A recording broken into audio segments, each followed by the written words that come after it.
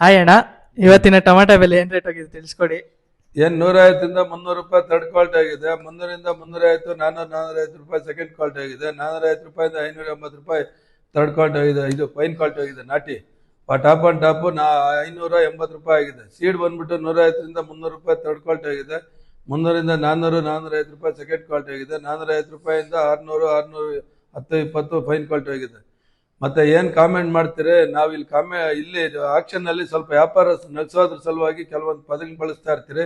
ಅದನ್ನ ತಪ್ಪಾಗಿ ರೈತರಿಗೆ ಸಂದೇಶ ಕೊಡೋದು ಬೇಡ. ಕಾಮೆಂಟ್ ಮಾಡೋದು ಸ್ವಲ್ಪ ನೋಡ್ಕೊಂಡು ಮಾಡಿ. ರೈತರಿಗೆ ಕೆಟ್ಟ ಸಂದೇಶ ಹೋಗುತ್ತೆ. ದಯವಿಟ್ಟು ಆ ಥರ ಮಾಡಕ್ ಹೋಗ್ಬೇಡ್ರಿ. ನಿಮ್ಗೆ ಏನಾದ್ರು ಸಂಶಯ ಇದ್ರೆ ನನಗೆ ನೇರವಾಗಿ ಫೋನ್ ಮಾಡಿ.